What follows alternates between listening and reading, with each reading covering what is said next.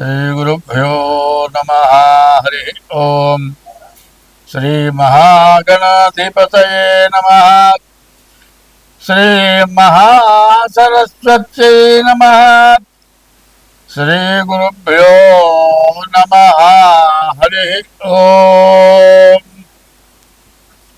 ఓంకారమంత్ర సంయుక్తం నిత్యం ధ్యాయంతి యోగినః. కామదం మోక్షదం తస్మై ఓంకారాయ నమో నమః. నమస్తే దేవదేవేశ, నమస్తే పరమేశ్వర, నమస్తే వృషభారూఢ నకాదాయ నమో నమః. మహాదేవం మహాత్మానం మహాపాతకనాశనం మహాపాపహరం వందే మకారాయ నమో నమః. శ్రీ గురుభ్యో నమః. శ్రీ మహాగణాధిపతయే నమః. శ్రీ మహాసరస్వత్యై నమః. అస్మద్గురోః విద్యానంద గురుచరణారవిందాభ్యాం నమో నమః. శ్రీరాములు మా దైవము, శ్రీరాములు మాకు తండ్రి, సీతయు తల్లిన్ శ్రీరాముని కొలిచెదా. శ్రీరాములు మాకు ఇచ్చు సిరి సంపదలు. 2025 సంవత్సరం జూన్ నెల మేషరాశి ఫలితాలు చెప్పుకున్నాం. ఈ మేషరాశిలోకి శుక్రుడు మే నెల 18వ తారీఖున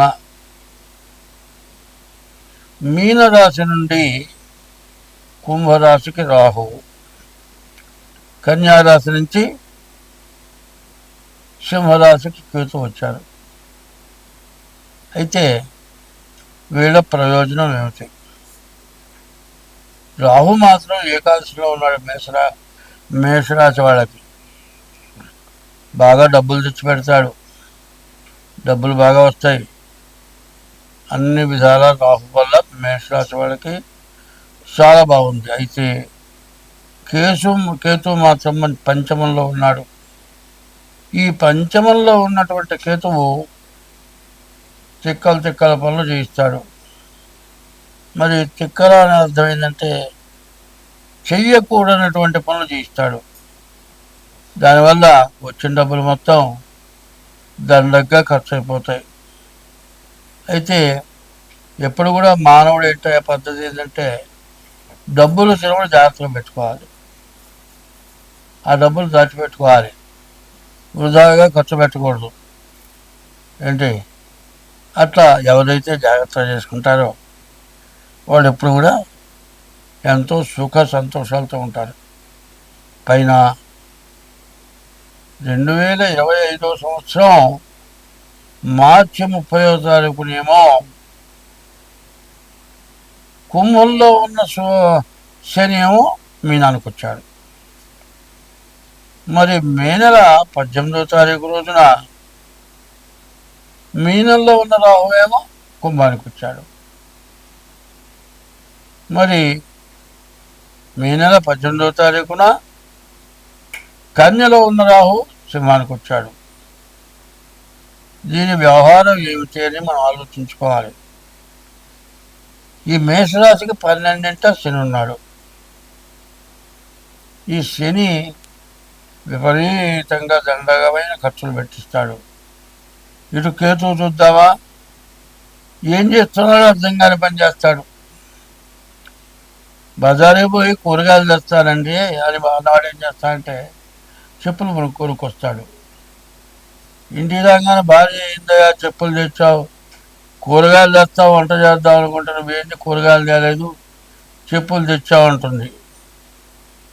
ఇట్లా పనికిరాని పనులు చేయటం, కేతు వల్ల మతిస్థిమితం లేకపోవటం, వచ్చిన డబ్బు మొత్తం రాహు వల్ల వచ్చిన డబ్బు మొత్తం దండగ్గా ఖర్చులు పెట్టడం, ఎవరికో డబ్బులు ఇవ్వటం, వాళ్ళు ఎగ్గొట్టడం, ఇట్లాంటి పరిస్థితులన్నీ కూడా అటు రాహు వల్ల ఇటు కేతు వల్ల విపరీతమైన సమస్యలు, చాలా బాధలు వస్తూ ఉంటాయి. కాబట్టి ఈ మేషరాశికి వచ్చినటువంటి ఇబ్బంది ఏంటంటే, ఈ రాహు మే నెల 18వ తారీఖు మారినటువంటి రాహు సంవత్సరం 6 మాసాలు అక్కడే ఉంటాడు.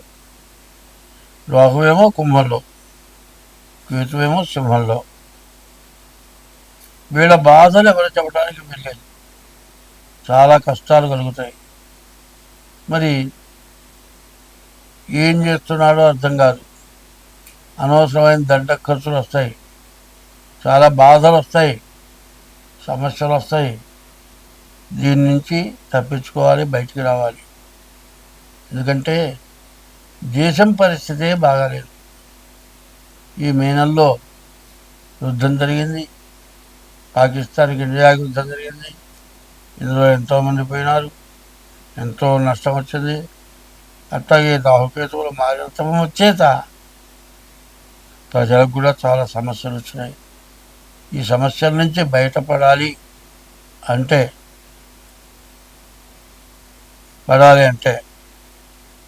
ముందు మీ జాతకం చూపించుకోవాలి. డేట్ ఆఫ్ బర్త్ ద్వారా మీ జాతకం చూపించుకొని, ఇది గోచార రీత్యా చెప్పాము, జన్మలగ్న రీత్యా ఎట్లా ఉంటుంది కనుక్కొని జాగ్రత్త పడితే ఎంతైనా మే నెలలోనే రాహుకేతువులు మారాడు. ఈ రాహుకేతువులు ఒకసారి రాశిలో సంవత్సరం 6 మాసాలు ఉంటారు. అటువంటి రాహుకేతువులు ఏమైనా ఇప్పుడు సింహరాశి నుండి కన్యారాశికి చూస్తున్నాం. ఈ కన్యారాశిలో రాహు 6 పడ్డాడు కన్యారాశికి, కేతువేమో 12 పడ్డాడు. మరి కేతువుతో కూడా కుజుడు కూడా కలిస్తున్నాడు. మరి ఈ కన్యారాశి పరిస్థితి ఏమిటి? రాహు బాగున్నాడు, డబ్బులు బాగా ఉంటాయి, డబ్బులు చేతి నిండా ఉంటాయి. మరి కుజకేతువులు 12 ద్వాదశాంత్యో వ్యయో రిఫ. 12 ఉన్నటువంటి గ్రహాల వల్ల అధికమైన ఖర్చు, సమస్యలు ఉంటాయి. బాగా ఖర్చు ఎక్కువైంది, ఎంతో ఖర్చు ఎక్కువైపోయినాయి. రోజు అన్నం తినేవాడు పరమాన్నం తిందాం అనుకుంటాడు, తినటానికి అన్నమే దొరకట్లే, పరమాన్నం తినాలనుకుంటాడు. ఈ పరమాన్నం తింటాడు, అప్పులు చేస్తాడు, డబ్బులు మొత్తం అయిపోతాయి, ఉన్న ఇల్లు ఉండదు, చేసే ఉద్యోగం ఉండదు. చివరికి ఏమీ దారి లేకపోతే భార్య ఏం చేస్తుంది? చెప్పకుండా పుట్టింటికి వెళ్ళిపోయింది. ఏకో నారాయణో హరి, నారాయణుడు ఒక్కనేట. ఆ ఒక్క నారాయణుడు ఎట్లాంటి వాడంటే అందరినీ రక్షించేవాడు. మరి విష్ణులోకంలో ఉన్న నారాయణుడు అందరినీ రక్షిస్తాడు. భూలోకంలో ఉన్నటువంటి జూదరిగాడు పెళ్ళాన్ని బాగా చూడు, భార్య బాగా చూడడు, సంసారం బాధ్యత లేదు, మరి స్త్రీ సాంగత్యం ఎక్కువ. దీనివల్ల